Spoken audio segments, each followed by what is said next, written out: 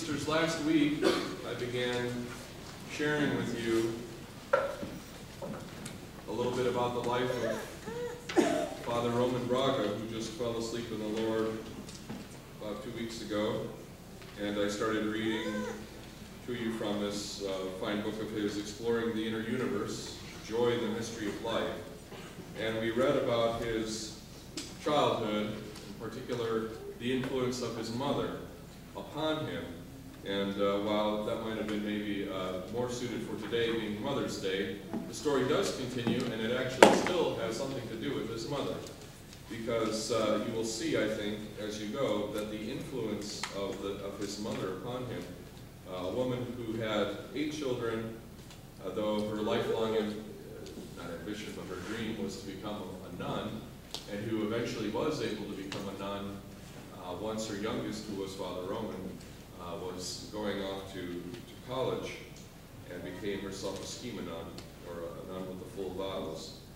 And so her influence upon him continued throughout the rest of his life, and the other siblings, two more of which became monastics. I had the great blessing of knowing his sister, Mother Abbess Benedicta, also a schema nun, who founded the Holy Dormition Monastery, who was also her own, quite a character as well. But I want to share with you now, he goes off, where we left him was he went off to school, basically, and he was influenced by the monastics there at the seminary, but then later he went off to the Theological Institute of Bucharest, and there he became involved with what became known as the Burning Bush movement. The Burning Bush movement being related, of course, to that image of Moses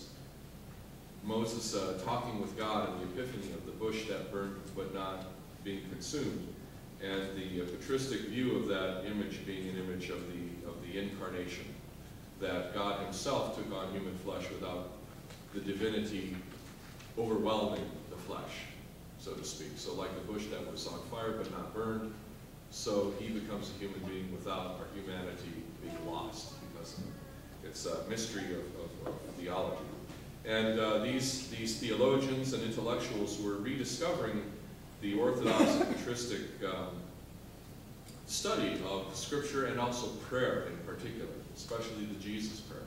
This was in the late 1930s, early 40s, and of course that whole process was disrupted by the World War. And after the end of the World War, the Soviets occupied Romania and quickly by 1948 established their governance over the country with the communist regime. And so they started arresting intellectuals. Intellectuals were a threat because they could think for themselves. And they went after politicians, they went after professors, they went after artists, they went after theologians, priests, and even monks and nuns became known as threats to the state. And so Father Roman was swept up in this wave of history, and he himself suffered because of it. And he was arrested twice. So his interviewer here, Dino Kruga, asks him, and this is where we'll pick up, "Father, when were you arrested for the first time?" Father Roman says, "It is good to say for the first time, because I was in prison twice. During the entire 5-year interval between the 2 arrests, at least once a month I was detained by the security. Their preferred time was during Easter or Christmas." And he was first arrested in July of 1948. And he says, "They condemned me to 5 years in prison. I completed 2 years of the sentence in that terrible Romanian gulag, Pitești. There's a book in English about this prison titled The Anti-Humans, almost 700 pages long. I cannot speak about this prison because it would take volumes to describe the horrors. They used not only physical torture, but especially psychological pressure. They were experts in keeping people on the border between sanity and insanity. There are former inmates of this prison who are even now still out of their minds. Then, until August of 1953, I worked on the Danube-Black Sea Canal, where more than 10,000 people died. If you want to know more about Pitești, there is a very good documentary which features interviews with Father Roman and Father Palciu called Beyond Torture, and you can watch it all on YouTube. So just look beyond torture. Pitesh is spelled P-I-T-E-S-T-I, and it's well worth your while if you want to learn about it. And so Dinu says, before continuing, tell us something, Father, about the kind of people you met in prison. Father Roman says, Pitesh was a prison for students and young people. There were other prisons for high school students. There were boys in prison who were only 14 years old. They were treated decently and given papers and communist books and manuals so they could be re-educated to work for the socialist system. Then there were prisons for former politicians and government leaders. These people were almost all exterminated. After the revolution, these prisons became museums. There were even special prisons for women and young girls. Their prison guards were former prostitutes because the communist regime closed all the houses of prostitution. You cannot find words in the vocabulary to express how our young ladies and schoolgirls were treated by these low people.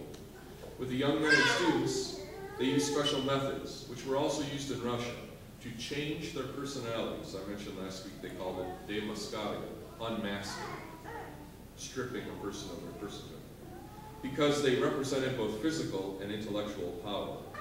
Young people were both physically vibrant, but also intellectually vibrant, and that's why they were a threat. However, in the forced labor camps, all these categories of men were mixed. The camps used to build a canal were many. There were over 20 camps, some for women, some for men, some for women, because the women too did the same hard work, digging the dirt and carrying it in wheelbarrows up the high slopes. But in Pitesh, we were all young. I would not say that there was anyone there with spiritual experience. Even so, among the students, there were mystical persons who not only believed, but lived a high level of Christian faith. Dinu asks, what was your inner life, Father? Because at the time of your arrest, you had your soul and mind imprinted with figures of holy people, and you cannot say that you did not experience some spiritual work that no jail in the world could stop. So you were raised by this incredible woman, this mother, this holy mother, and influenced by these holy monks. Certainly it helped. Father says, only my first year in Pitesh was spent in solitary confinement. Dinu says, Father Staniloya confessed that this time in prison was the first time he could pray without ceasing with the mind and the heart. And Father Roman says, I cannot say that I experienced prayer as Father Staniloya did, but what I do know is that we will never reach the same spiritual level of life as in communist imprisonment. There was no pencil, no paper, no TV, nothing, especially in solitary confinement. You could not even look through a window. There was no exterior horizon, nothing but the four walls of your cell. You had to go somewhere. You had to find an inner perspective, because otherwise you would truly go crazy. I am ashamed to say that I was forced to find myself in prison. I had some ideas about prayer because I came from the burning bush movement, but it was mostly theory about what prayer is. But there, in those difficult moments, I confess that I started to recite the Jesus prayer and practiced it intensely. Only then was I able to discover how beautiful the interior life of man is. I liked it very much. I don't know if you've ever studied solitary confinement, but it's really quite a powerful reality, especially when you have no connection to the time. If there's no way of telling the passage of time, people start losing it within a day. They think they've been there for weeks, and they find out they've only been 2 or 3 days. And all perspective is shattered, and it's devastating. Father Roman, through this experience, went through that crucible, but in the end, found prayer. And that's what he says. I liked it very much. It's absolutely astounding to me. A couple of months before I discovered this, I thought that I would go crazy because the solitude was a total break from the world with which I had been so much involved.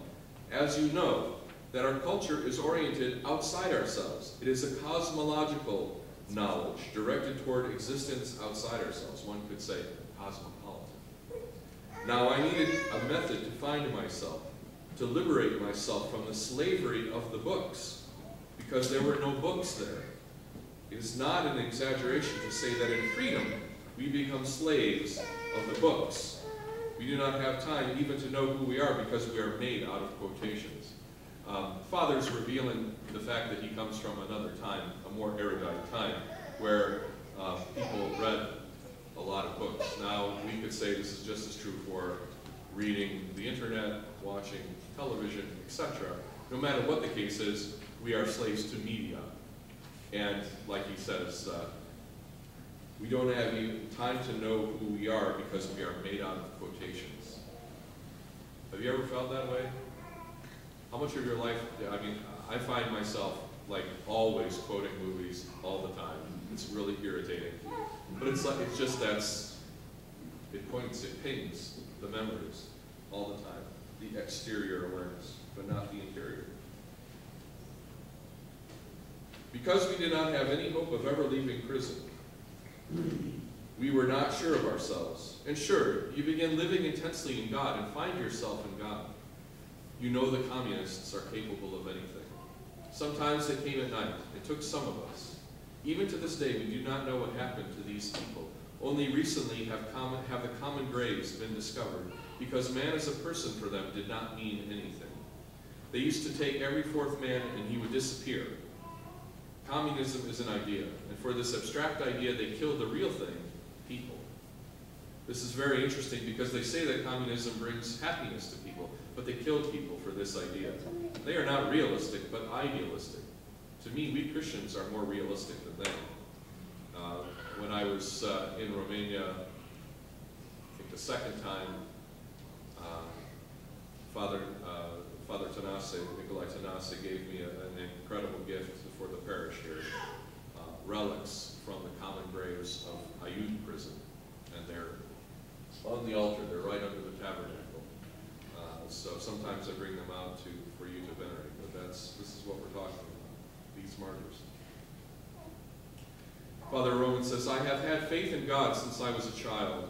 There was not a conversion in my life, it was just a continuation. At the same time of my imprisonment, I was in love with monks and spiritual fathers. For me, life in prison was only a deepening of this love. And I can say with conviction that there in prison I found the spiritual delights of discovering God. It was only God and myself. Sure, I did not have the experience of St. Paul, who says, I live but not I, Jesus lives in me. This is an extraordinary statement by which I was always impressed. How could we grow in Christ so that he might be imprinted in our personality? Father Roman's being humble here. For those of you who knew him and met him, you know that Christ was imprinted on his personality, and Christ lived in him, certainly. Dino asks, what was your spiritual life there like? I told you I did not reach the level of St. Paul to say that Jesus is my personality. He is the center of my heart. He is the seal of my authentic personality. I could not say that. I can. He said he was. However, I reached the level of feeling the presence of God in a vivid way. That is, since that time, I never saw or imagined God in my prayers outside of myself, and I hope I never will see him in a vision outside myself while I am in this world. I hope to remain with the true understanding of God, not with illusions. But I have the feeling of his presence. When God speaks to you, he does not use material words, but brings you joy. I experienced such joys in prison, I could not detach myself from them. I was never interested when they brought me food or water. Slowly, I started to memorize what I had read in the Holy Fathers, just ideas, not words. In solitary confinement, the memory works wonderfully. Even quotations sometimes come. Everything that I had before acquired here a spiritual profile, a new meaning. It became life, not just a dead concept.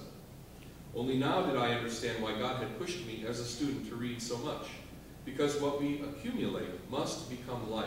It must become useful.